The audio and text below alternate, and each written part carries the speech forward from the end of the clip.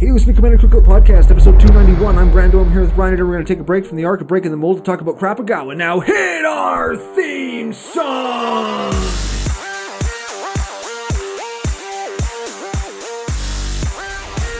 Hey Ryan, we're back for yet another whirlwind adventure. How you doing? Good. What is going down? Whole ton is going down. We're back in Studio CCO in front of our brilliant picture of the Sahara Desert. Or an elephant. Or something old school Japanese themed, or Kamigawa Neon Dynasty themed. I like what I said better. Or Blade Runner 2049 themed, because that's kind of what it looks like. Only the rats, though. Cyberpunk 2077. Akira. Shakira.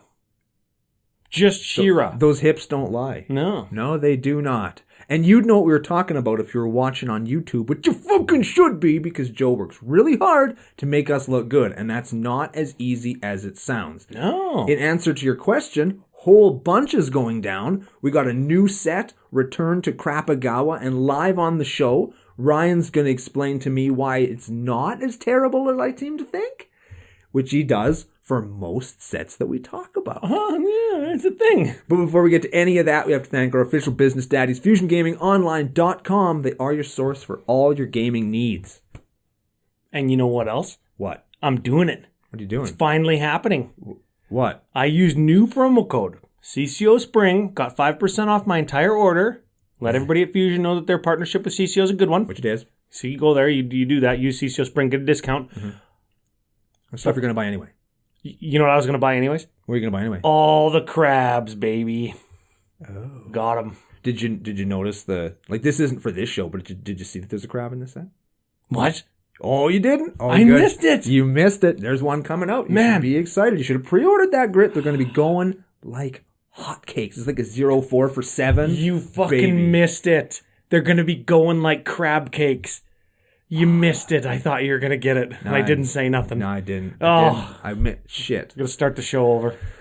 I'm firing myself. I'm just going to leave. I'm off the show. Yeah, I'm off the show, guys. It's been great knowing you. Thanks for having me. Thanks for giving me these last 2 great years. I'm sorry I couldn't make it to 300. Hey, we're getting close, though. I know, man. We have to make a This Is Sparta joke and kick somebody into a hole. I think Laura. We'll get her and we're going to kick her backward into a hole. I think those guys over on CMDR Central already made that joke. I don't care. I don't care about those guys. I don't. Who are they? You ever heard of I was trying to think of something that rhymed with Max Crandell. I couldn't. Let's just kick Max Crandell into a hole. Man, yeah. I guess that's what we're doing on episode 300. Yeah. Are the borders open? Can we go down there? No. Let's fly him up here.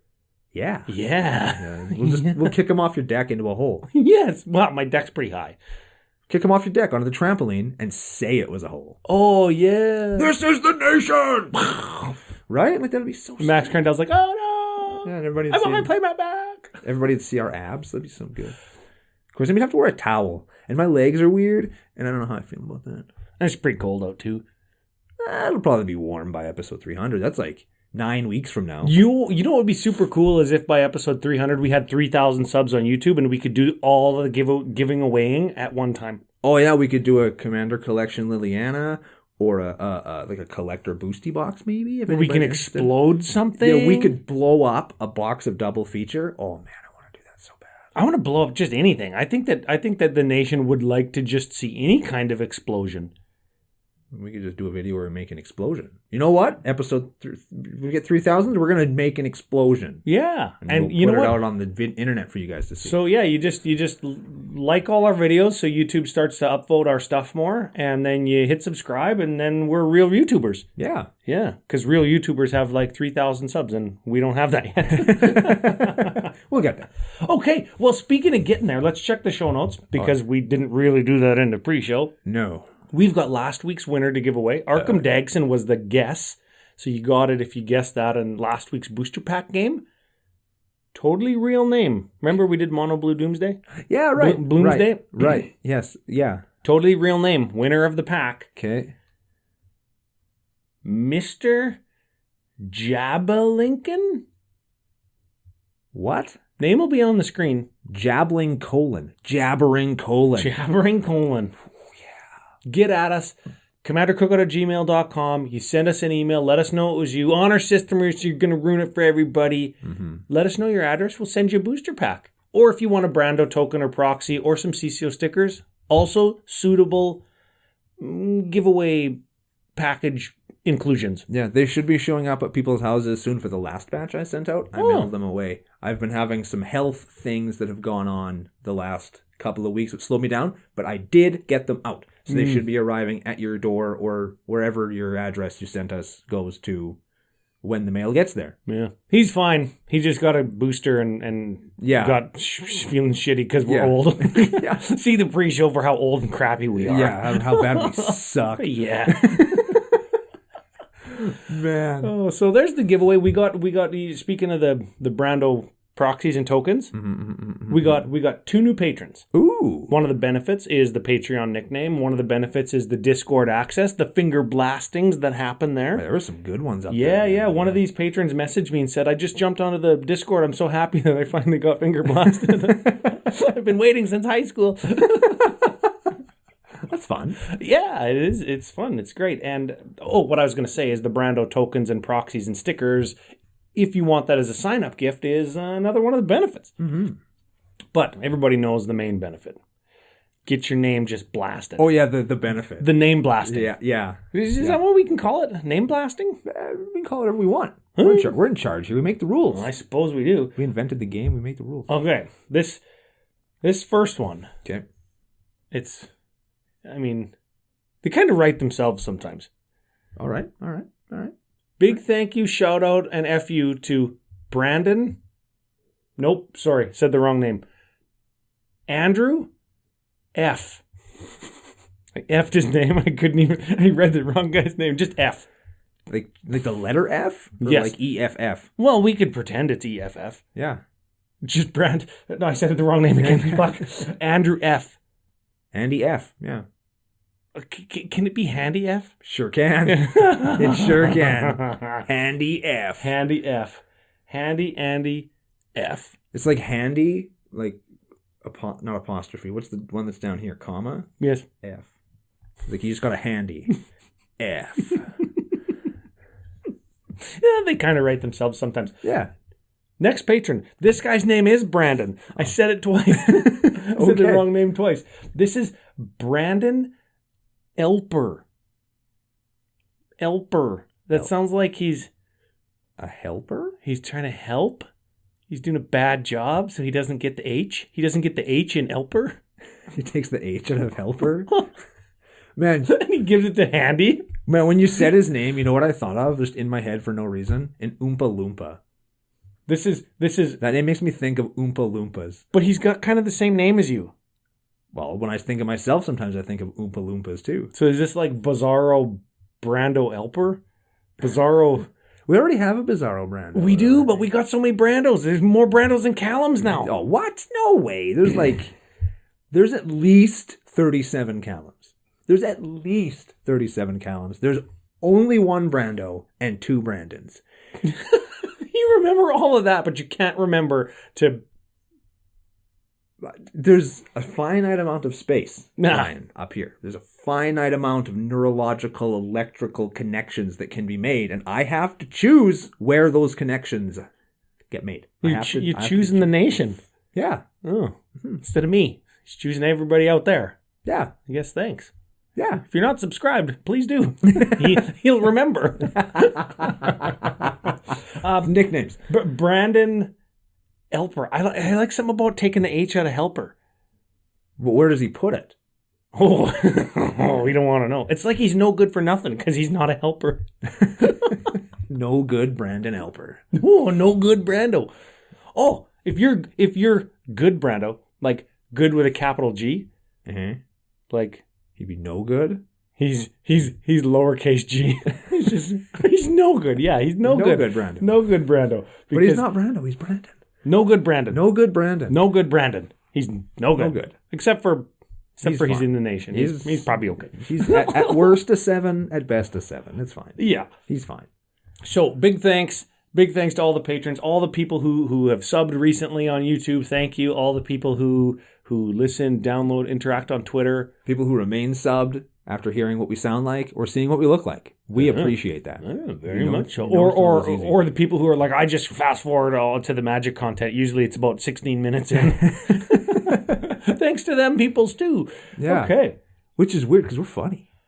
I suppose. I think that we're funny. I think we're pretty Sometimes it's the editing that makes it funny because like Joe will do something or Tyler will do something just to meme on us. Yeah. To riff on what we're doing. Which is why I say they work hard to make us look good. Yeah. Mm-hmm. So we've got the legendary Creech from Neon Dynasty up. First thought, are you going to build any of them?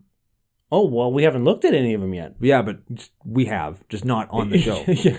Because we're broadcasting professionals. Just sounds like we're just screwballing the whole episode. Eh? So, but I'm not going to build any of the commanders, no. Me either.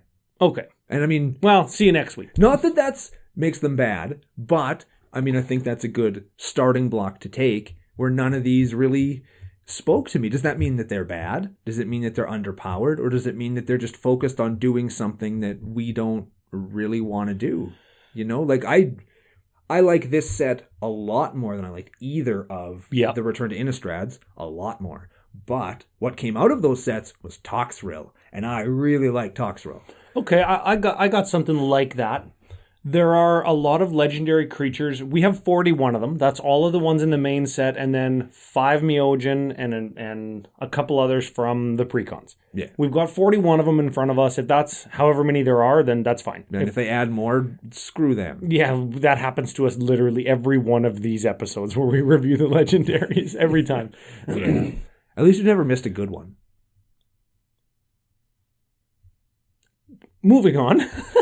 There are a lot that I find very interesting, but I don't want to like build the shrine guy because I know that there's going to be the shrine deck is going to be lots of places. Yeah. And it's not I don't want to be that guy type scenario. It's that I know that deck is going to be in the local game store.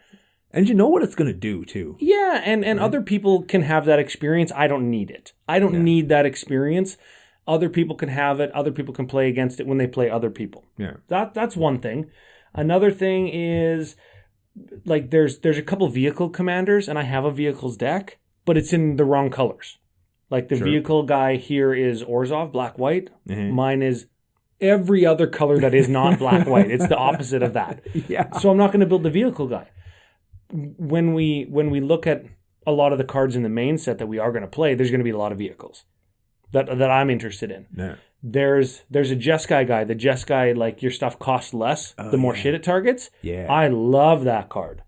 I love that card because of multiple build paths. We'll talk about it when we get there. But I have a Jeskai deck already. Mm-hmm. So it's like, I guess I'm just not gonna build anything. So the Jeskai commander that you already have is better?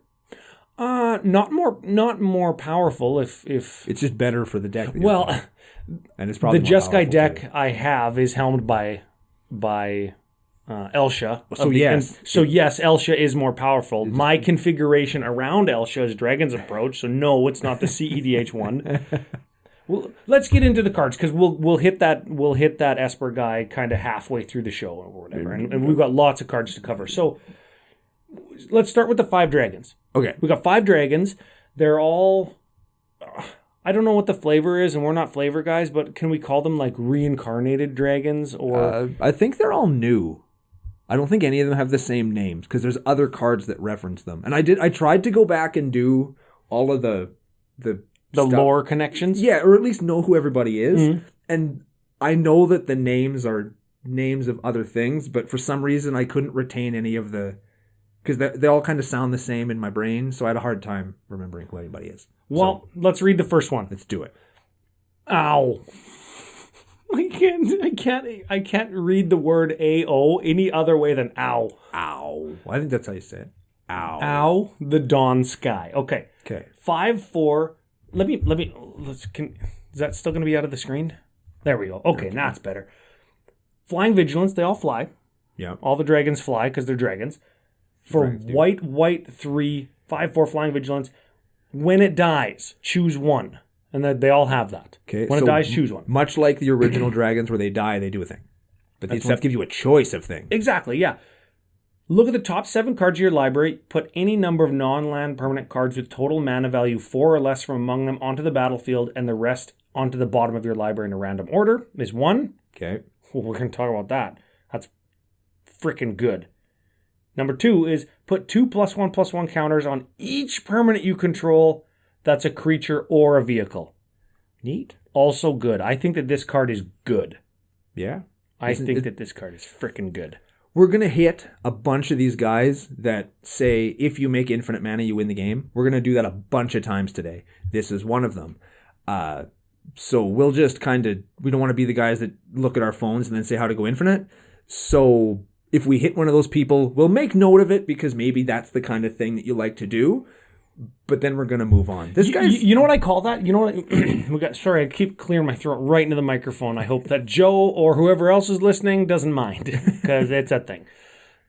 I want to call that like the Croxa and Uro thing. Croxero effect. Croxero effect. Yeah. The Croc effect. Because that was the first like really prolific time that we saw that, or when we started to see that design come forward facing, where it's like, oh, I didn't realize at first that if I can just cast these over and over and over from the command zone for 2 extra each time, but I have infinite mana, I just win the game. Just by casting them and then having them die. Yeah. I can do that. We see that often, and I think that those kinds of commanders, at least Croxa and Uro, who started it, make very good casual decks if you don't go infinite. Mm-hmm. And you can make pretty powerful, maybe borderline CEDH, depending on the colors, if you make infinite mana or if that's what your priority is. Yeah.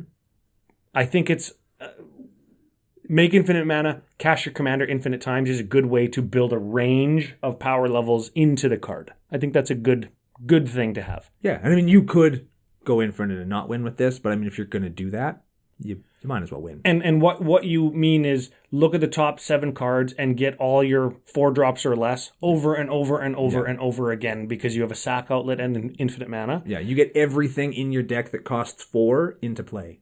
And you just build your deck to be that. Yeah. And they're all creatures. And then once you have them all and continuously do the loop once you have your whole deck on the battlefield, you continuously just put +2 or +1/+1 counters on all your stuff. Mm-hmm.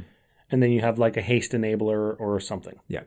Or you don't even have a haste enabler and you just like attack with something that you can get through with. Something unblockable, something with a lightning greaves on it. Yeah. Yeah. Because that second ability doesn't target, right? 2 counters on each permanent you control. Yeah, so you get a lightning greaves, you get a Swiftfoot Boots, and I'm sure there's another colorless equipment that gives haste that costs 4 or less. Or unblockable like the cloak.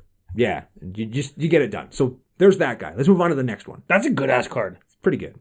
Are you going to build it? No, but it allows you to like look at the top 7 and get stuff for free. In white? What if you scroll racked like 7 land and you just had him die and then you just get 7 land? On the bottom? No, you can get any number of non-land permanents. Yeah, he's not that good. Oh. Still good though. It's still good with scroll rack. Yeah, I maintain. Let's talk about the buy a box promo. This is the dragon, the red dragon. Mm-hmm. Okay, this is at sushi. I'm glad that it's far away from me and I don't have to try and read these. It's going to be all Ryan all the time, and I'm very excited about that. I'm just going to go for it. We take pride in being able to pronounce names and words because we have such a diverse population here. We see names of all different ethnicities. Mm-hmm. Except for Japanese. So this is going to be good. At sushi, begging for an altar. Begging for sushi altars. Yep. Flying trample, 4 for 4. When it dies, choose 1. Exile the top 2 cards of your library until the end of your next turn. You can play them. Mm-hmm. So you can play lands with them. Everybody knows. Yes. Okay, the other one is create 3 treasure tokens. Ooh, that helps you go infinite. Yeah, there's another one that... You exile all of your cards. That goes infinite with doubling season, doesn't it? No, because the commander tax. Oh no, but if it's no, I wouldn't go infinite with. You got to have a way to get it back from the graveyard. Yeah. So again, if you go infinite, you can exile your entire library and then make infinite treasure tokens to play everything out of your library. So there's another dragon that goes infinite. all by itself. That's pretty good. Yeah, so That's pretty dang ass good. I actually really like this card, not because it does that, but because I built a Dungeons and Dragons dice rolling treasure deck, and this is a dragon that makes treasures. So I'm very excited for that. And it has the utility also if I really need to draw cards, I can draw 2. So I'm excited for it. I know I'm going to get an alternate art foil if I buy a box. So that's cool. That's all good positive vibes to vibe on. Yeah. I have this dragon deck that has treasures and it's a card draw spell, so it's like good baseline, but it already is and does what I want. Yeah. It's good vibes. That's why you come here. Yeah. That's why you come here. There's all kinds of cool stuff that this card can do. So I'm pumped for that one. How deep do we want to go? Do we just keep going? Like, yeah, it's that one. If you make infinite mana, let's move on to the next one. Yeah, well, I mean, if you're not going to do that and you're going to helm a deck with a card like that, the flavor-wise, I feel like it's not really there because there's better dragons, there's better treasure enablers. Especially in red. Right? Like, there's anything that card's going to do as a commander, you can probably find it better somewhere else. So in the 99, it's a great card, but if you're not going to try and just play your whole deck in one turn, it's not, I don't think it's there, for me at least. That's fine. Let's move on to the black one. Okay. Junji, the Midnight Sky. Okay. Junji, the Midnight Sky. Black, 3, 5/5, Flying Menace. Dies, choose one.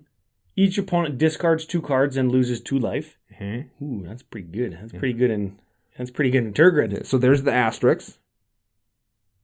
There's how you win. Yeah. If you can just play it infinite times, you just win.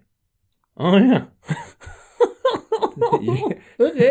Okay. Or put target non-dragon creature card from the graveyard onto the battlefield under your control.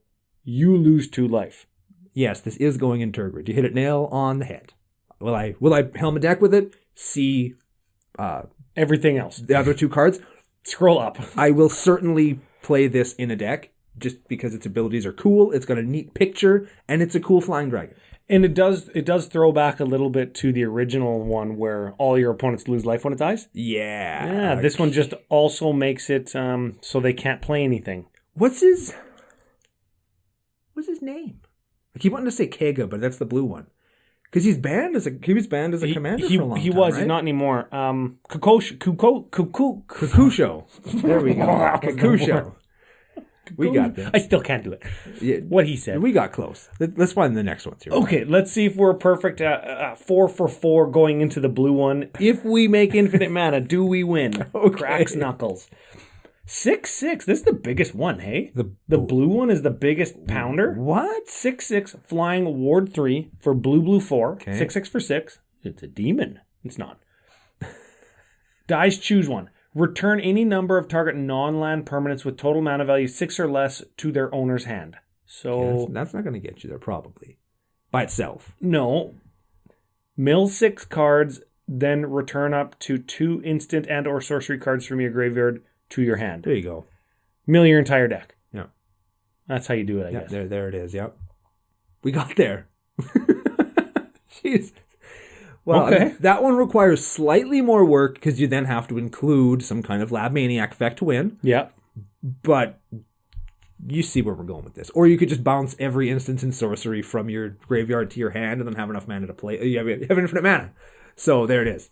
Did it. 4 for 4. 4 for 4. Okay, here we go. What's the green one do? Kura, the Boundless Sky. 4/4 flying D-touch for green 3. Okay. Dies, choose one. Search your library for 3 land cards. Straight up. Land cards. Land cards. Put them into your hand. Oh, okay. Okay. I can think of lands that would be good to have in my hand. Oh, me too. Okay. Yep. Gates.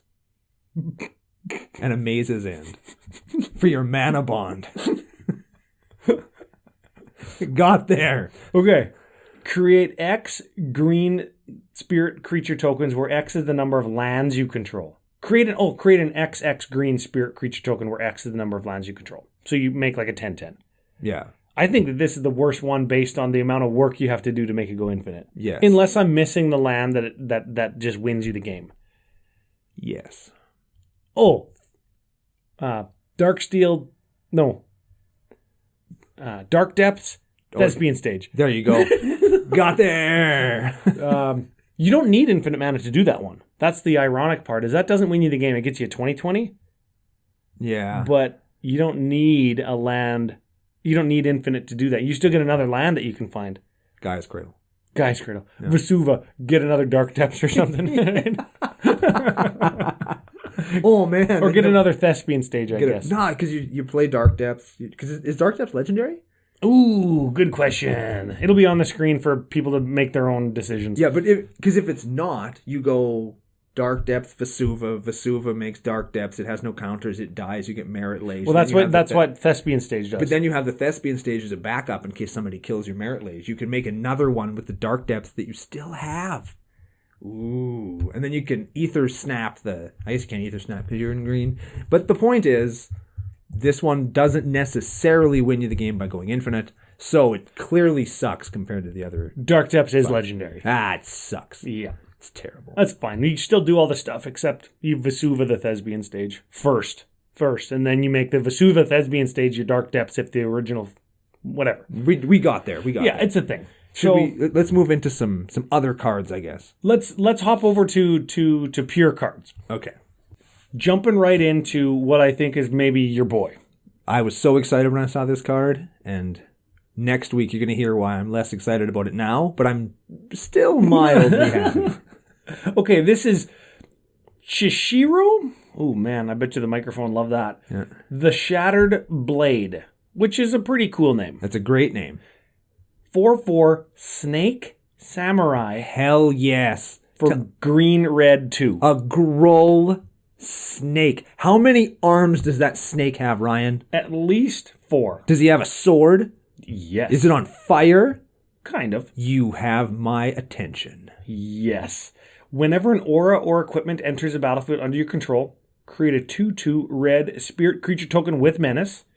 Okay, it's an aura thing.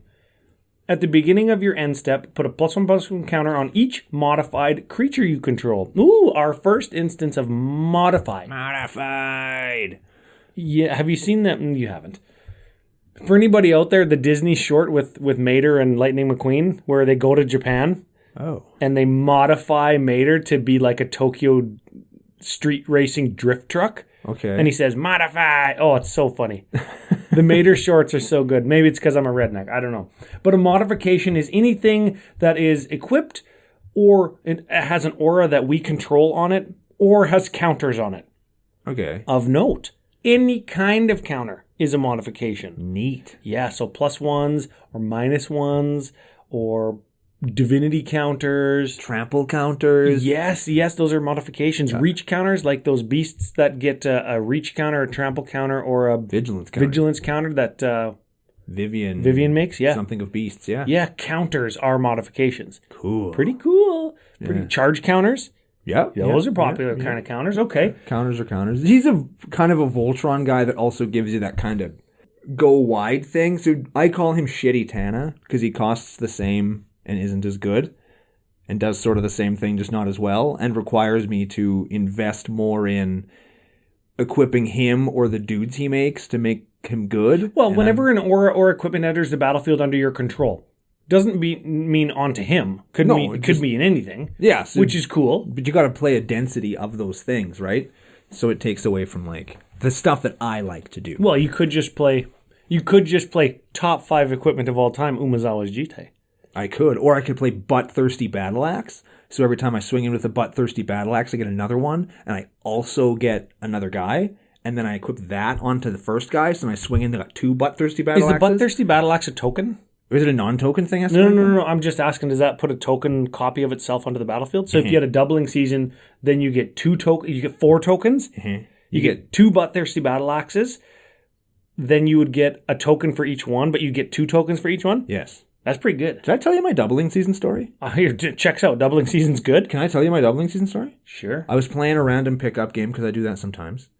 And remember when we did Brandon's deck from Canada Geeks a little while ago? Going to be on there playing Sheldon Menery in a week or so, by the way. Oh, cool. So check that out. And we realized that if you elk something, you can copy it and get the something, not the elk.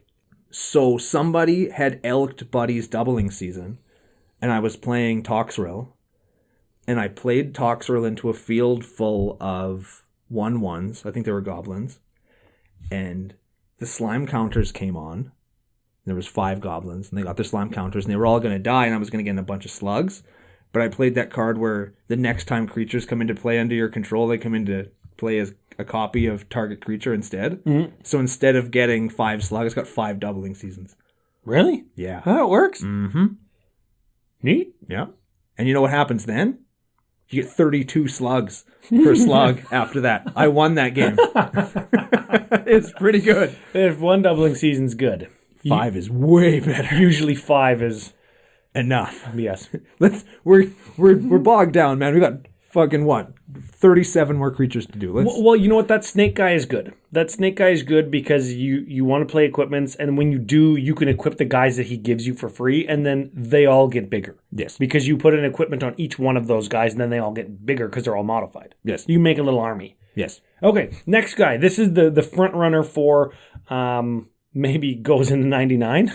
I don't know. This is Goro, disciple of Ryusei. Okay, Ryusei the Falling Star, that's the red dragon. Yep, this is a 2/2 Goblin Samurai. Relevant creature types. For red 1, you pay red. Creatures you control gain haste until end of turn. Cool. That's a good ability. And then also, red 3, create a 5/5 red dragon spirit creature token with flying. Activate only if you're attacking with a modified creature. Don't care. Yeah. You're going to have modified creatures because Lightning Greaves, Swiftfoot Boots, +1/+1 counters, etc. But for 2 mana, you get a goblin that gives all your other goblins haste. For 3 mana. Total. Which is pretty good. 3 mana total. Yeah.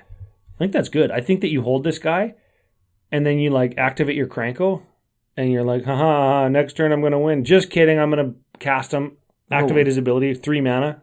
I'm going to win now, lol. Yeah, this is like Goblin, the Lord that gives haste, number 2 or 3. Yeah, or a kicked Goblin Bushwhacker. You can cut Goblin Bushwhacker and play this instead.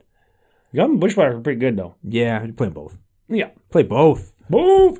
So that's pretty good. Okay, shrines. Now, we got 6 shrines.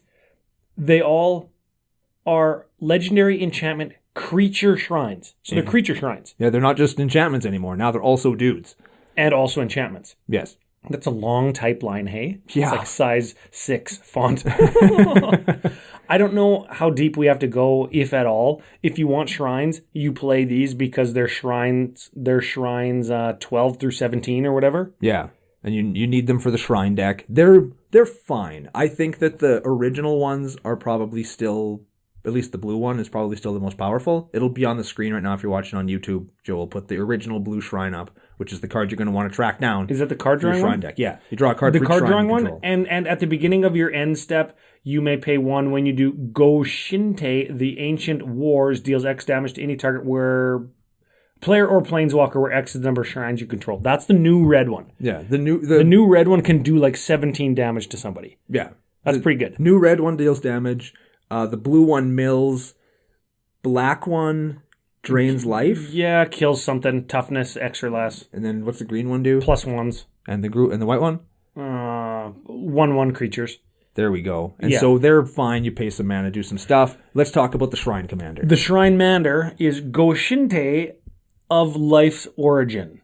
So, legendary enchantment creature shrine.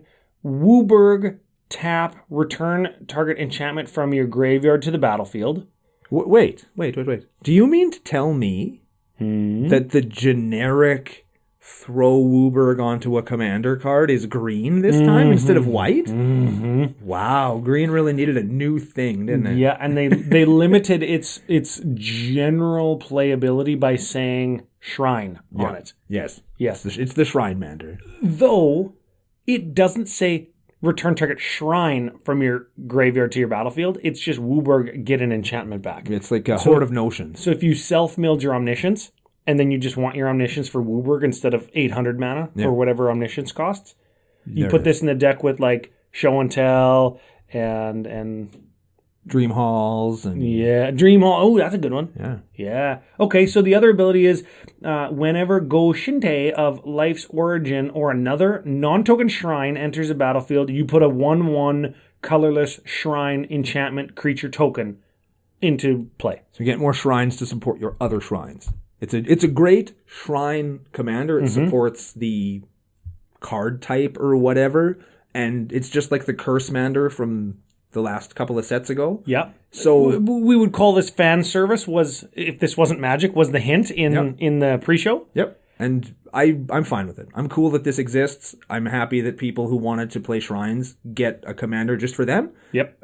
I'm not going to play it, but I'm sure I'm going to play against it. You are going to play against it. Shrines are going to spike a little bit. Foil shrines from original Kamigawa are going to be ridiculous expensive. Got mine. Got yours. Not going to play them though. No. Trade them in, get that store cred. That's right. Are we going to see the non-shrine deck of this card? Probably not. You don't think? There's better enchantment commanders out there, I think.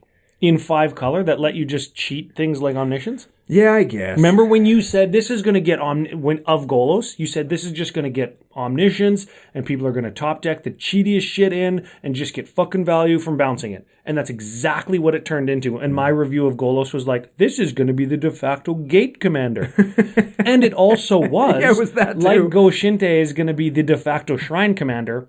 It also is going to be the new 5-color de facto self-mill or entomb. Yeah, you're right. And then... Yeah, you're right. I hadn't thought of that. Fuck. We've come full circle. We have. Look at that. So if I were you out there, oh dear CCO Nation, the letter O, like in direct address, play the shrine version of this deck, please. Yeah, agreed. It'll be fun. It'll be a cool deck. Moving on. Greasefang Okiba Boss. Oh, this is our first. That's the rat with the monkey wrench, right? Fuck yeah, he's a greaser. Yeah. He's riding a motorbike. 4/3 rat pilot. Okay. I'm liking everything about this already. Black, white, 1. Oh, not teamer. That's okay though, because most vehicles are not colored. At the beginning of combat on your turn, return target vehicle card from your graveyard to the battlefield. It gains haste. And then you return it to your owner's hand at the beginning of the next end step. Oh, cool. It gets your vehicles back, gives them haste. You still have to crew them. They don't auto-crew. But this guy's got 4 power, so he can crew almost any vehicle by himself. Yeah. So you just have a dead vehicle, you have an entombed vehicle, you have a self-milled vehicle. Cast your guy, get your vehicle back, crew it. Probably it's going to hit for more than 4. Because most vehicles punch above what their crew cost is. And then you bounce it. Next turn you can cast it again, or later that turn. Oh no, next turn you can cast it again. Maybe get an ETB. Sure. Trigger. That's fine. I mean, I feel that I don't know why WotC moved vehicles into white-black away from white-red. Because there's lots of red support for vehicles. And it's weird to see them just kind of null that. But, I mean, this is fine. If you want to play black-white vehicles, instead of red-white vehicles, now you can. Moving on. Yeah. And that's it. Because it's just vehicles, and it does one singular vehicle thing, and moving on. Yeah. I hate that something interesting like this in a new color is like, that's it. Yeah, well, it's... Because we've expected it to do more, and more, and more, and more, and what else is it? Oh, and it has vigilance. Oh, and it has this. Oh, no, And we've already talked about vehicle decks. And unfortunately, with vehicles being colorless, like, vehicle decks are vehicle decks. So, like, what else are you going to say? Nah, exactly. Yeah, like... Let's move on. It's fine. Okay, this next guy kicks off a sub-theme that I think that we found in... It wants to be exalted, but doesn't say exalted. That's right. Okay, this is Heiko Yamazaki, the General. He's the fucking general man. I think he's going to see decks just because of that. People are going to build him just because he's the general. Who's your general? The general. The general. Yeah. Oh, general, my general. Exactly. Okay, 3/3 human samurai red 3 Trampsky. Whenever a samurai or warrior you control attacks alone, you may cast target artifact from your graveyard this turn. Ooh. Attack alone, cast something from your graveyard. It's pretty good. Pretty good. That's pretty good. It's not too bad. That's like, and it's only an artifact. It's not like, oh, I'm going to cast well, I guess artifacts can be creatures, but it's not like I'm going to cast my ritual from my graveyard, get a second combat, attack alone again, use that ritual mana to do something else, right? we're going to get to that, though. We are? Later on, yep. Oh. Just remember, I mean, I guess we could scroll down until we find them, but when we get to them, it'll be more fun. Because this is supposed to be a partner, but it doesn't have partner. And then they have their dad is also in this set. So we're gonna hit all of that as we go along. So let's do you like this card? I think this is a 99er. It's in the 99, 100% built to be in the 99, and it's fine. I think that there's going to be greasy things that you can do with this. Oh, yeah. Of course. Whenever a samurai or warrior you control attacks alone, like, how do I get stuff into my graveyard and have multiple attacks to combo out of my graveyard or something? Like, it's going to be something weird like that people don't think of. And or it's going to go in, like, Storm decks where you use this guy and attack with just, like, a throwaway idiot just so you can, like, cast a card draw spell again. Or, like, get an artifact for value, like a Solemn, and then you sacrifice it so you can cast it again on your next attack. You're drawing cards and getting mana in red with a Solemn or something. Maybe. There's going to be something with this guy. I can feel it. Okay. This is the guy that we were right on. Yeah. In our top 5 of what we want in 2022. Yeah. All the neon stuff and crazy art printings and shit. Hell yeah. Hidetsugu devouring chaos. No longer heartless. No. He eats chaos as if it's breakfast. That's fine. I'd eat chaos too, but it tastes like mint. I don't like mint. I don't really like mint either, but if left with no alternative, I'd eat it. You know that mint is a leaf, right? Yeah. You'd eat that? You can't even smell lettuce without gagging. I know. It's weird.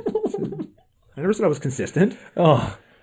Iceberg lettuce, though. A nice, crisp, freshly washed iceberg lettuce. You're making me want to throw up. Let me know in the comments. Iceberg lettuce could be the best lettuce, and it's the plainest.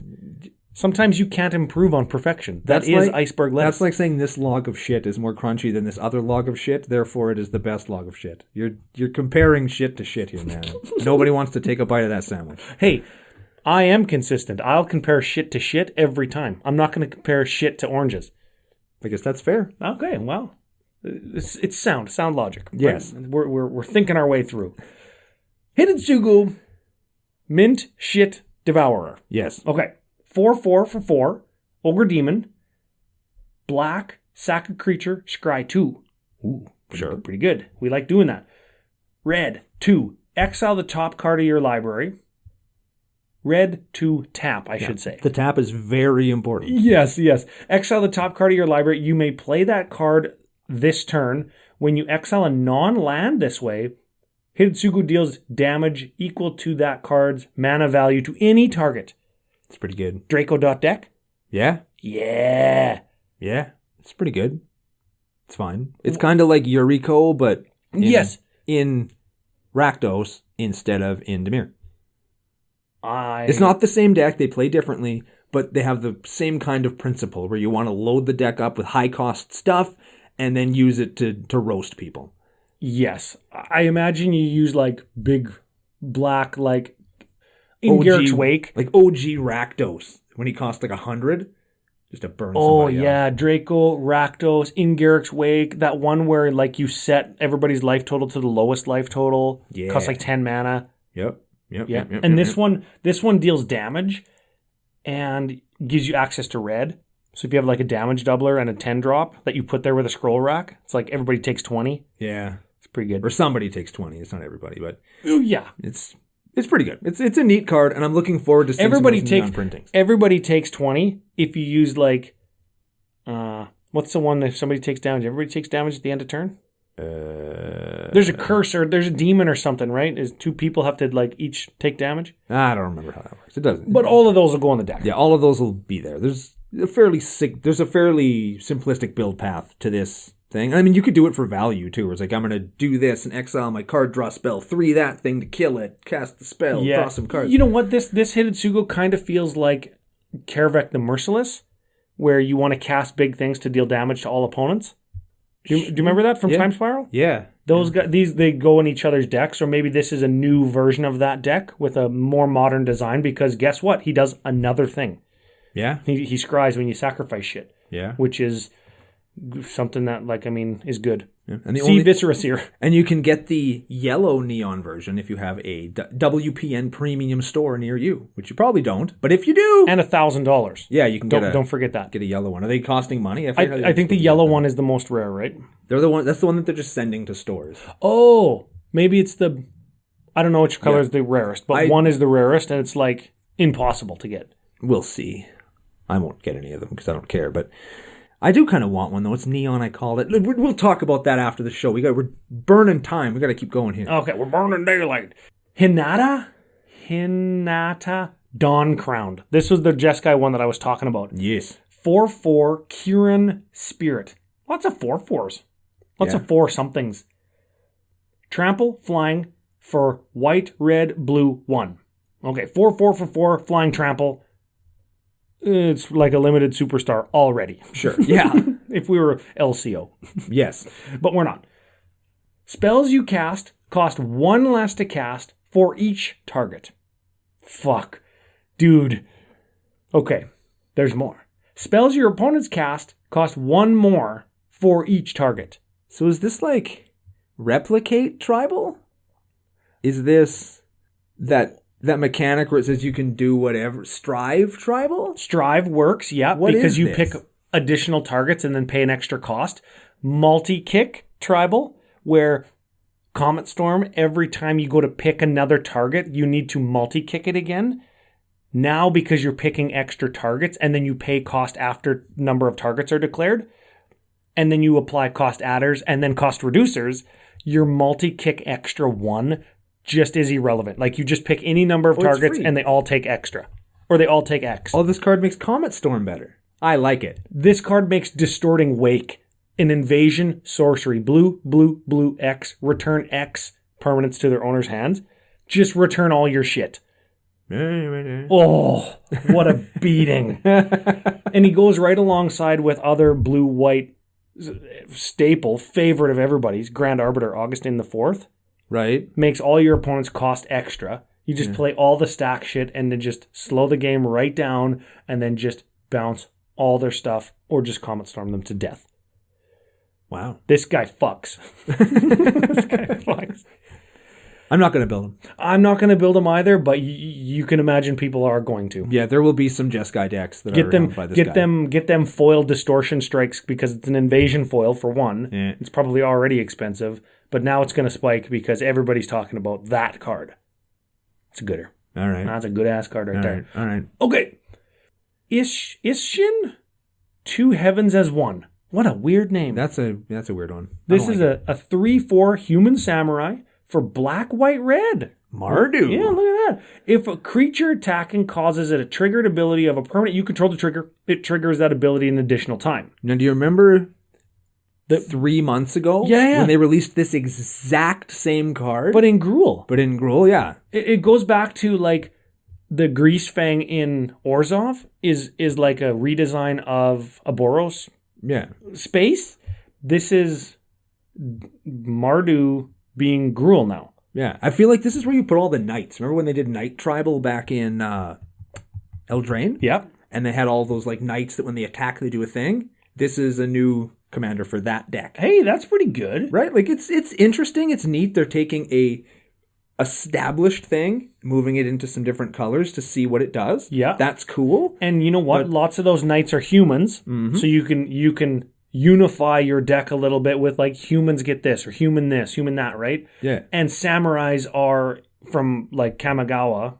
Samurais are white and red. So this guy captures kind of everything. He's a catch-all. He's like a toilet. Yep.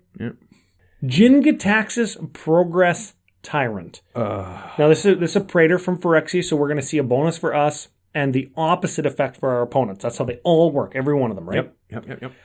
5/5 Phyrexian Praetor for blue 5. Oh. Here we go.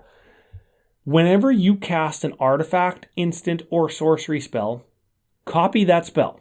You may choose new targets. This ability only works once per turn. Per turn! Well, I mean, that's good. That's fine. Because if it didn't say that, this would be a really good card. Not that it's not a really good card. Yeah. But Whenever an opponent casts an artifact, instant, or sorcery spell, counter that spell. This ability only triggers once each turn.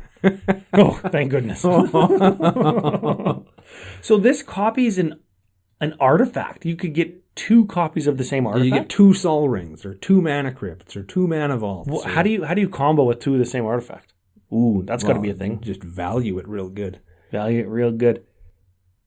Dude, you can make lots of mana with this card, hey? Oh, yeah. I'm excited for this card because I do have a Praetor tribal sub-theme in my Atraxa deck. What about High Tide? Yeah. Fucking High Tide make you tons of mana. Yeah. That's pretty good. Yeah. This guy does what Bruvac does when you cast a Traumatize. You just traumatize you again. Actually, that doesn't do it because they still have a quarter of their library left. Yeah. Okay. I was going to say, this goes in my mill deck, but I don't think it does. No, but I think he's cool. I don't think he's as good as OG Jin-Gitaxias, and I don't think he has the same kind of game-warping oomph power as... What you mean is you don't think it's as powerful. Yeah, as powerful, I should say, yes. And I don't think he has the same, like, mind-exploding possibilities that the second green guy did. Mm-hmm. But I think this is a worthy inclusion into the Praetor family. Into the Phyrexian tribal deck. And we're going to talk about the alternate arts on the next show, but the alt art of this Jin-Gitaxias is spectacular. Oh, yeah? Yeah, super nice. Good, so okay. I'm into that a lot. This guy needs to see a chiropractor.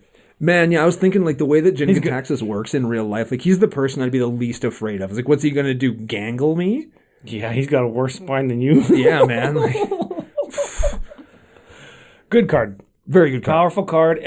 Much like every other Praetor, every other instance that one would encounter a card called Jin-Gitaxias, you don't want to see this. I think it's going to create some feel-bads. Yeah. It's going to be like the old Decree of Silence and Solemnity combo where you just can't put depletion counters on your counter everything card. Yeah. And this is going to be like counter everything deck. Yeah. And I don't want it to be that. I don't want that to happen. I want it to be like an artifacty deck or a theme deck like yours, right, etc. But we know that it's going to devolve into that. And as a community, I hope that is to a minimum as much as it can be. Like the value shrine graveyard getter backer is as small as it could be, though it will be representative of some portion of the field. Yes. Yeah. You will see some nasty Jin-Gitaxias decks. As you should, because he's a nasty sumbitch. Yeah, very much so. He's a dick. I think I say that about Jin-Gitaxias every time we see him. Yes. Okay. Kodama of the West Tree. The final Kodama. We've got all 5 of them, right? And a center tree. Yeah, north, south, east, west, center. Yep. Yeah, that's a big altar. That's a big altar that somebody is going to get me to do one day. I'm not sure. It might be Kodamas and forests. I'm not sure, but it's going to be gnarly when it happens. Cool. Okay, 3 for 3. I think this is the smallest one. Yeah, and the cheapest to play, too. 3 for 3. Reach. Modified creatures you control have Trampski. Neat. So you put a bunch of +1s on stuff, they all get trample. Right. Because counters make for modify. Correct. Modify. Whenever a modified creature you control deals combat damage to a player, search your library for a basic land card put onto the battlefield tapped. So we give our big guys trample. They trample over because they have trample, because they're modified. We get land. Yeah. It does all the green things. Yep. I think that this just goes into the 99 of like big creature deck, Hydra deck, Stompy deck, counter deck in Selesnya. I'm going to put it in my Tana the Butt Sewer deck. Yep. Just because it helps me keep the land going in case Tana dies, because Tana's always equipped with something. You've right? got lots of equipment in that deck. So in decks like that, I think it's going to be great. And she has trample natively. Yeah. So it doesn't necessarily need the equipment, but the extra land is really going to be nice. Yes. So I like this card, and I will be playing it in decks, and I'm happy that this one was printed. This is cool. And it's got a neat picture on it, too. It's got little flowers and like a little tree guy walking around. All the Kodama spirit trees are just so gnarly. Yeah, hey? they're so gnarly. Because they're trees. Yeah. See, I missed the crab cake. You got the gnarly tree. Got it. God, good old gnarly trees up here in CCO Nation. Is there a Kodama deck? Like, is there a deck? No. There's not a mono green Kodama deck, but you just alternate, you just shuffle your 5 Kodamas. Oh, it's this one today. No. Is that a thing? No, because the first 3 are tragically, horrifically bad. Oh. And then one of them is like one of the most powerful commanders you'll ever see. And then the other one is this one. Yeah. Right? Like, the deck would be very inconsistent. I'm gonna shuffle my 5 Kodamas, but it's only Kodama of the East tree, like the powerful one. Oh, I guess it's East again. Oh, next game. Oh, look at I got East again, guys. What a coincidence, eh? That's fantastic. Okay. Kotori Pilot Prodigy. Another not Boros equipment commander. Vehicle commander. Yes, vehicle commander. Though we have seen a lot of blue inclusive vehicles in the main set. Yes. And this is one of the pre-con commanders, like the front page guys, right? Yeah. The lead singers, as they've been colloquially called. Yes. Okay. 2/4. Moonfolk Pilot for blue, white 1. We're seeing Moonfolk? Yep, that was their tribe in blue in the... Balloonfolk. Yep. Yeah, okay. Not balloon folk. That sounds like an unset. Vehicles you control have crew 2. Neat. Cool. So Kotori can crew all of them. Yes. Because she got 2 power. Pretty cool. Because she's a prodigy of piloting. She can drive anything. Oh, yeah. Yep. Yeah, flavorful. At the beginning of combat on your turn, target artifact creature you control gains lifelink and Vig until end of turn. So you crew a vehicle, give it lifelink and vigilance, smack somebody with it, then it's back. Yeah, that's good. Yeah. That's a serviceable thing. I think if you want to be able to include as many vehicles as you can and get the most out of attacking with them, I think that this actually goes in the 99. Yep. Of the vehicle deck, and the vehicle deck is maybe like Brea colors, not green. Yeah. Yeah. Yeah, that's kind of where we're at this point. Once they start doing some green vehicle stuff, and they'll just do another generic fan service commander of 5-color vehicles. Yes. And it'll be a Universes Beyond with cars. It'll be Lightning McQueen. Ooh, yeah. Modify. Or Mater, I guess. Mater. Mater-fied. Oh, man. Oh, look at this stupid next one. Oh, man, that's fucking a novel. We're getting long in the tooth, and we got to read this bullshit. Kotus the Silent Spider? Kotase? Kotase? Sure. The Silent Spider, black, blue, 3, 4/4 human ninja. When Kotase, the Silent Spider, enters the battlefield, exile target card other than a basic land card from an opponent's graveyard. Search that player's hand, graveyard, library, all their shit for any number of cards with the same name as that card. You don't play it in Commander. Okay, keep going. Moving on. Coyote? Kyodai. Coyote. Yes. Coyote, Soul of Kamigawa. 3/3 Dragon Spirit, white 3. Flash, flying. When Coyote enters the battlefield, another target permanent gains indestructible for as long as you control Coyote. Cool. Okay. Oh, here it comes. Yeah. Here we go. Wooburg. Uh-oh. Coyote gets +5/+5 until end of turn. There we go. I knew there was going to be a generic good stuff white Wooburg commander in here somewhere. I knew if we kept reading, we'd find one. I knew we would, and there it is. They didn't let me down. That is what it is. Keep going. That's a powerful card. It's fine. Pay 4 to give something indestructible. Yeah. Which is the card Indestructibility. Yeah. It's a 4-drop enchant creature or enchant permanent that gives target permanent indestructible. Mm-hmm. But this also is a 3/3 that dies to bolt. It's an enchantment that dies to bolt. Just plain indestructibility. That gives you access to all 5 colors and a pump win con type thing. Yeah. Some people love it. Some people hate it. Some people are going to build the 5-color Kamigawa spirit thing out of it, which I think is cool.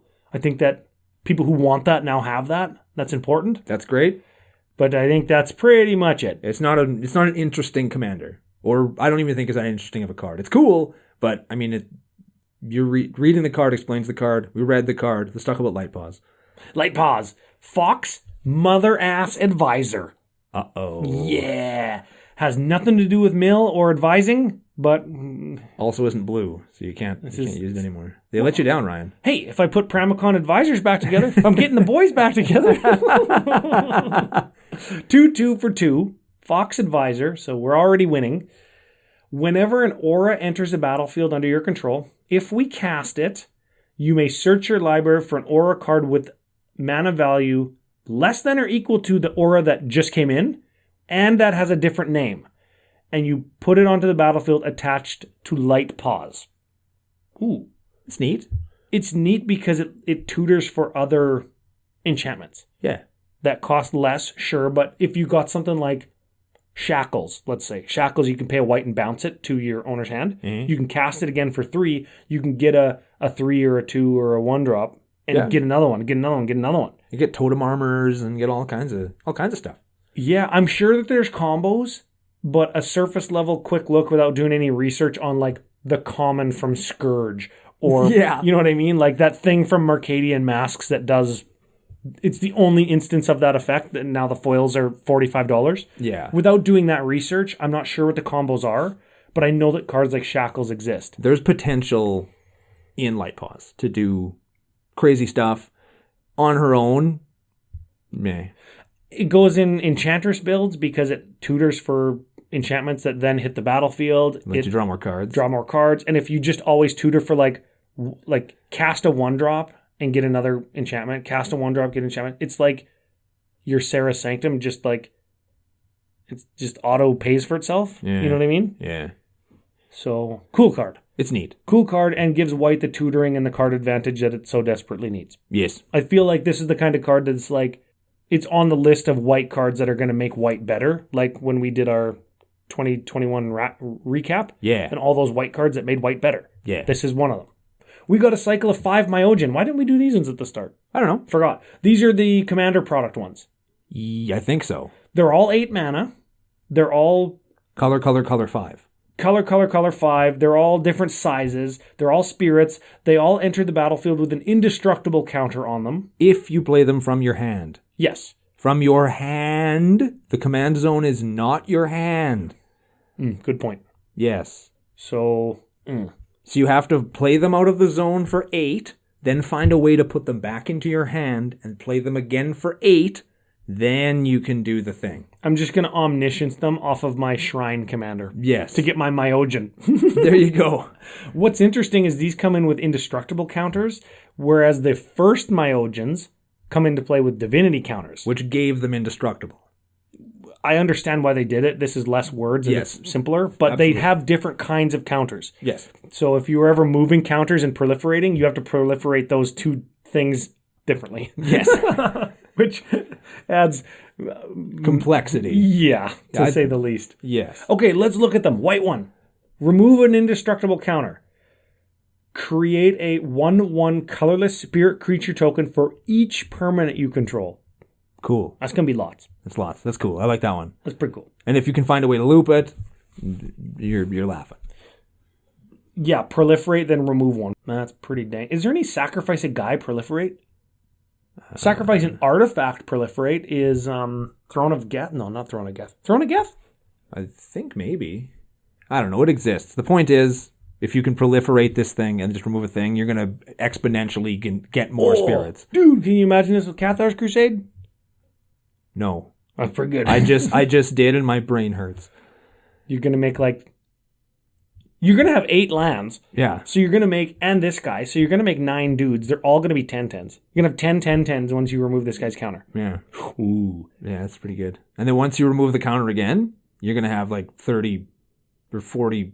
A million millions. 50/50s. Like, yeah, it's ridiculous. Blue one. Doubling season who? Yeah. Okay, blue one. Remove the counter. Copy target permanent spell you control 3 times. So you need to be casting a permanent. It needs to be on the stack. You copy that thing, and it's going to enter the battlefield 4 times. Because you get the 1, and then you get 3 more. Yeah. It's pretty good. It's pretty good. Pretty good. Don't do that with a legendary guy. Correct. They'll all die. Yes. Unless it's the black dragon that drains everybody for 5. Kakusho, yeah. Kakusho, yeah. It's pretty good. It's a pretty good one. Black one. Black one. Remove a counter. Put onto the battlefield under your control all creature in all graveyards that were put there from anywhere this turn. Anywhere this turn. So that's like Thrilling Encore from Battle Bond, but for everybody's guys, I guess Thrilling Encore is that. This is Thrilling Encore. Yeah. Got there. Thrilling Encore for 8. But it's on a 5/2 body too. That's indestructible. Yeah. Yeah. And it's put there from anywhere. It's not died this turn. It's like, I'll mill you and then Thrilling Encore. Yeah. So And I get them all. So we're saying these are all 99 cards. You shouldn't probably run these as commanders. Yeah, this is blue-black mill. Like, I'm gonna traumatize you, and then I'm gonna get all your shit. Dudes. Yeah. That's the blue-black win con in mill, right? Yeah. Is get your shit. Or the consuming aberrations and stuff, right? Red one. Remove the counter. Deal 7 damage to each of up to 3 targets. That's not that much, but you're going to play it in the deck that's looking to do lots of damage. 7 barely counts in... You know how I can do 7 damage to each of up to 3 targets? I can Earthquake for 7 for the same amount of mana and just hit everything. Yeah. Like, this one sucks. It is the same amount of mana because Earthquake for 7 would cost 8. Exactly. And you're clearing the board also. Yeah. I was thinking like with a damage tripler, but it's still better to go like Earthquake. Fiery Emancipation, next turn, Earthquake. That's still better. Yeah. And you got to cast it from your hand to even get that counter on it, right? Yeah. I think that one sucks. Do you think that's the worst one? I think by a lot. 7, yeah. What if it said 10? It doesn't say 10. Fuck it. Yeah, it Green doesn't one. say 10. Green one. 8/8. This is the biggest guy. It's the biggest bro. Move his counter. Distribute 8 +1/+1 counters among any number of target creatures you control, and they gain Trampski. Modify your whole team. Yes. So all those things that count for modified stuff, just modify your whole team real quick. I think that's pretty good. That's a good one. Modify everything. They all gain trample with Kodama. That's pretty good. Mm-hmm. Okay. Naomi, Pillar of Order. Naomi. Yeah, that's right. 4/4 Human Advisor. Oh. Black, white, 3. Can't play this one in Primacon. Damn it. 5-color advisor. I need a freaking 5-color commander again. Okay. Enters the battlefield or attacks. If you control an artifact and an enchantment, create a 2/2 white samurai creature token with vigilance. Sure. Oh, this is an uncommon one. I was going to say, this seems vastly and grossly underpowered for something that, like, we just read 5 Myojin. Yeah, and that's... Keep going. Okay. Let's hit another uncommon here just to see if it follows suit. This is Norika Yamazaki the Poet. Remember the general? Yes. Here's this is the poet. Here's the sister. Oh. 3/2 Human Samurai for white 2. Okay. Whenever a samurai or warrior you control attacks alone, you may cast target enchantment card from your graveyard this turn. Oh, it's like the exact same thing. It's the exact same card, but for artifacts. Enchantments, sorry. This one's good. It's good. I mean, the artifact one's good too. Yeah, I like both of them. Everything that we said about that one earlier, we can say about this one. And then when we move on to the next card... This is like Eternal Witness, and so is the other one. But you have to attack. So you cast it, and then you attack with it, and then you get the thing back. Mm-hmm. Whereas Eternal Witness, you get it into your hand for whenever you want it, right? Right. If you get one use out of this, it's kind of like slower Eternal Witness. Is that a sound evaluation? I guess so. I suppose. Okay. Nashi Moon Sage's Scion. This is a rat ninja. Got ninjutsu, so you can ninja it in. When it deals combat damage to a player, exile the top card of each player's library. Until end of turn, you may play those cards or some shit, right? It's shitty Atali, is what this is. Or it's kind of like Gonti, but for everybody. Because you're gonna ninja it in, and when you can hit somebody. So really, it's kind of like an ETB ability, like Gonti. But instead of getting 4 from 1, you're getting 1 from 3. Yes. So it's like, I don't know. It's a ninja. It doesn't have blue in it, so it's not going to be a commander. It's going to go in Gonti decks. It's going to go in ninja decks. It's going to go in rat decks. Yeah. Yeah. I feel like we've had 3 or 4 here that are just like, eh. Yeah, we got to hit this next one though, and then we can hit some more. This guy? Yep. Important. Read them. Ryu Storm's Edge. Mm-hmm. 3/3 human samurai. Lots of human samurais. Yeah. For white, red, 2. Okay. Oh, I think I know where you're going with this. Yeah. First strike. Yeah. Whenever a samurai or warrior you control attacks alone, there's the theme. Untap it. If it's the first combat phase this turn, there's an additional combat phase after this one. So you attack with the artifact guy, get your artifact back. Untap him, put him back in. Attack with the enchantment lady, get your enchantment back. Boom. Oh. See, so he's the guy that runs the deck, and then those other two are the partner commanders, in air quotes, that would go in the pre-con that they came in, but since they decided to go with black-white vehicles instead, we end up with them in the set. Oh. Yeah. Taking up space in my dang old set. Yep. Is this just Afro Samurai? I feel like that's going to be an altar I'm going to have to do. Yeah, or Samurai Jack. Oh, yeah. Yep. Okay. Next card. Next card. Let's do another meh. Boros Ataki, I guess, is what you're saying. Yes. Okay. Human Samurai. This is Risona Asari Commander. Hey, we got a general and we have a commander. That's like we're coming full circle. 3/3 for Boros and 1. Okay. Haste. When Ryo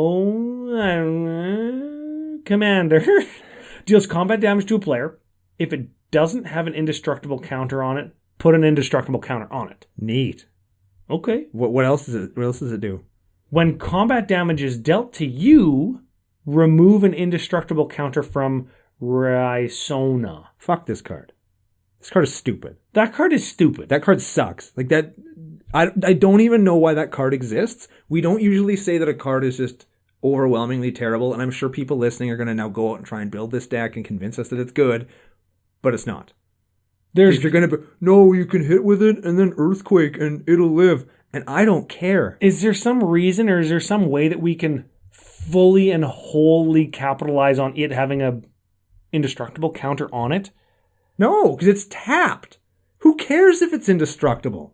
Who cares? I'm thinking of like... It's a 3/3. Who cares? I'm thinking of like Baron Glory. When it's the only thing that you control, you win the game or something. She's not Baron Glory. It's going to be harder to get rid of her if you're trying to Baron Glory because she's indestructible. It makes Baron Glory worse. Like, welcome to CCO Nation where we make Baron Glory worse. Yeah, so balls this one. Umezawa is the next one. We did a whole deck tech on him. Yep, check back. It's like 2 weeks ago. I'll find the link to the episode and I'll put it up in the top corner if you're watching on YouTube. Which you should be. Check that out. This is a cool card. I think you also get one of these when you buy things. Were you saying this or they're giving some of them away when you buy things. So everybody's going to have an opportunity to work with this guy. He's going to be a cool foil. He's a neat deck. But we've talked about him at length already. So let's do the next one, which I think is a... This is a good card. Yeah. This is a gooder. Okay, This is Satsuki, the Living Lore, a 1/3 human druid for white-green. Tap, put a lore counter on each saga you control. Activate only as a sorcery. Okay. When Satsuki, the Living Lore, dies, choose one. Return target saga or enchantment creature you control to its owner's hand, or return target saga you control from your graveyard to your hand. She's a Saga Commander. That's the Sogmander. Sogmander. Too bad it's only 2 colors. Yeah, this is one that should have been 3, I think. I don't know what the third color should have been, but... There's sagas. There's probably an equal distribution of sagas across all 5 colors, right? Well, I'm just not sure which one I want. You know, because I always gauge these on what I want to do and not what I think would be best for the format or for other people. But I don't know what other color I want this to be, but I know it wants to be in maybe red. Not because I like red, because then there'd be a Naya deck that isn't just big fat fatties. And that'd be neat. That's good. That's a good one. Right? But this is cool. Reading the card explains the card. It's going to be cool with some of the new Saga creatures that came out in this set. We're going to talk about those next week. There's lots to this set. I kept thinking, I think that I would want to take lore counters off of sagas I control. But because when the saga expires in this set, they transform into Creech on the other side. And virtually every saga would be way better if all 3 chapters happened at the same time. Can you think of any saga that wouldn't be way better if just the whole card happened right away? Oh, baby. Yeah. Yeah, that's a gooder. And it does keep on the theme of when it dies, choose one, which is a thing that we've seen 6 times now. Okay, another novel. Man, we're finishing out the cast with novels. Sorry, Joe. Shigeki? Oh, man, don't Google that. This sounds like dirty. Shitgaki. Oh. Yeah. Shigeki. The Jukai... Oh, really? Visionary. It's a 1/3 legendary enchantment creature snake druid. Shitgak Juke Visionary. Oh my god. Shitgak Juke Visionary with size 4 font on the type line. 1/3 Snake Druid. Green 1 tap. Return Shitgaki to its owner's hand. Reveal the top 4 cards of your library. You can put a land card from among them onto the battlefield tapped. Sure. Play Sakura Tribuilder. Bin the rest. Channel is like the ability word. You discard it from your hand. And pay a cost. That's what channel is. It's an ability from original Kamigawa, right? Yes. They brought it back here. Okay. Discard it from your hand and pay green XX. Return X target non-legendary cards from your graveyard to your hand. Remember at the beginning of the show, we talked about this is in your command zone, make infinite mana, win the game. This is another one of those. Because it puts your whole library into your graveyard, and you get all the land out of it, and then you use your infinite mana to put all of your permanents from your graveyard into play and immediately win the game. Cool. Because you just tap it and tap it and tap it and tap it and mill your whole deck in green. Yep. And then you have to discard it, so you got to get it into your hand. Well, you just channel at the end. How do you get it into your hand if it's in your command zone? That's what its ability does. Channel? No, you pay green one, you tap return mill it. Four, put it in your hand, play it again, do it again. And then at the end, when it's in your hand, you channel it. And you need a haste enabler because it's got a tap ability. Yes, you need a Concordant Crossroads or a Lightning Greaves. Not that anybody plays Lightning Greaves, but, it's a fairly medium card. Oh. Yeah. That's a good one. Okay. Also, it's a snake with 4 arms, which I'm very excited about. Don't let me sound like I'm not excited about more snakes. And an enchantment. Okay. Legendary creature Moonfolk Wizard. This is Tameshi? Tame Shy. Tameshi? Whatever. Reality Architect. 2/3 for 3. Whenever one or more non-creature permanents are returned to hand, draw a card. This ability only triggers once. So if something gets bounced, draw a card. Pretty good. Okay. White X. White. White X. Return a land you control to its owner's hand. Return target artifact or enchantment card with mana value X or less from your graveyard to your battlefield. Activate as a sorcery. So you pay X, bounce a land, return something of X from your graveyard to your hand. Yes. Graveyard getter backer, bouncer, card drawer. And draw a card, yeah. Holy shit. It does all the things. It's a moonfolk that made their bread and butter bouncing your land back to your hand, so it's on theme. It adds white to the moonfolk pie for whatever reason. And it's probably because they wanted to give it graveyard recursion, and you can't just give that to blue, so they made it white. Yes. It's return target artifact or enchantment. That is what white gets back. Yes. Blue gets back instant or sorcery. Yes. There you go. So, okay. But it's And fine. enchantments are a sub-theme of the set, so of course it's going to be, that's what it is. Yes. Okay, here's the Toad Mander. This is Tatsunari Toad Rider. Okay, 3/3 Human Ninja for black 2.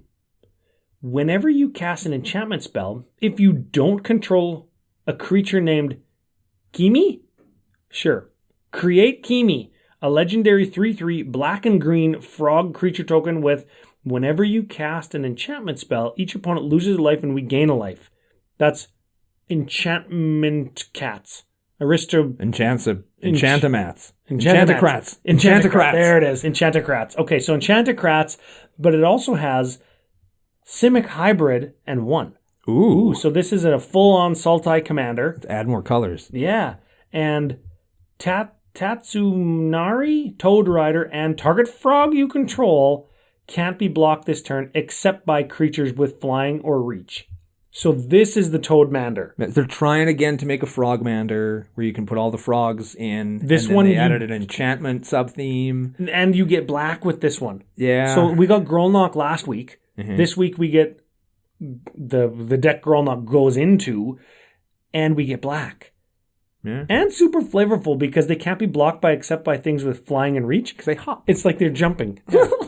Yeah. Although I'm going to give it a fail. No arm hanging out of his mouth. Well, there's something hanging out of his mouth. Not a fucking arm. Maybe it's a snake arm. Snake arms look like regular people arms, Ryan. That math checks out. Yes. All right, man. I don't know what it is. Joe's going to serial murder us. We got 2 more cards left to do. Okay, here we go. Look, this is the Reality Chip. This card's good. It is. This is legendary artifact creature equipment jellyfish. Wow. Why not? Blue 1. You may look at the top card of your library at any time. Best card in the set already. We know that that's powerful. It's my favorite ability. As long as the reality chip is attached to a creature, you may play land cards and cast spells from the top of your library. Cool. It's an equipment, remember. It's a legendary creature equipment. This is the first time we've seen this. And it's got an ability called Reconfigure. Reconfigure is equip.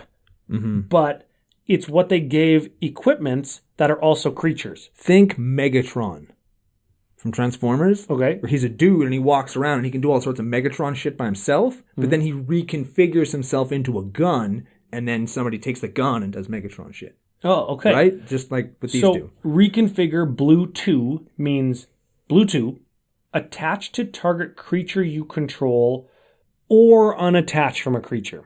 So you can equip it or unequip it. Ooh. That's how it's different. When it's equipped, it's not a creature. When it's unequipped, it is a creature. Neat. So these are like little muses, little pets, little guys that you carry around. All right. Like Megatron. Yeah. Except this is mega jellyfish. Yeah, and it's obvious how that works. Just by the by. Like It's- that card is really good. Because you get to play the top card of your library, you can look at it. It's real good. Yeah. Yeah. Okay. And let's end on a high note. Let's end on the high note. This is Yoshimaru, ever faithful. Of course they had to write faithful. Yoshimaru, man's best friend. Doggy, dog, doggo, dog, dog, dog, dog, best boy, tribal. Yoshimaru, Hound of Conda. Yoshimaru, ever faithful. 1-1 for 1. Hey. Not even a 2-2 for 1? No, but Strict down there's here. more. Legendary creature dog. Whenever another legendary permanent enters the battlefield under your control, put a +1/+1 counter on Yoshimaru, ever faithful. Modify. Also, partner. What the fuck? I get it. Partner, dog, best friend. Partner it with your favorite commander. Partner, dog, best boy, tribal, doggo. Man, I hate how the last commander's always the shits, hey? Every time we do one of these, we should start saving a good one for the end. We should have saved Frog Guy till the end. You know what? This one's got partner. So it does open up your favorite guy to also include white if your favorite guy has partner. Yeah. I do like how they included a random partner, even if it's not very powerful, even if it's a mythic, even if it costs 1 mana, even if it's 1 color. I do like it. I do like partner. And I'm just riffing and making fun of all the people that are like best boy, tribal, doggo, doggo, doggo. I'm just riffing on everybody who likes that because I know everybody likes it. I know that you like it because you're a dog guy. I love my dog. I love dogs too. I'm not saying that I don't. But I like how they're introducing partner. Final thought of the day, because Joe is going to come to our house and hit us with a brick Yes. of concrete, like a cinder block. Yes. So here's the final thought of the day. Okay. Are you going to build any of these commanders? No.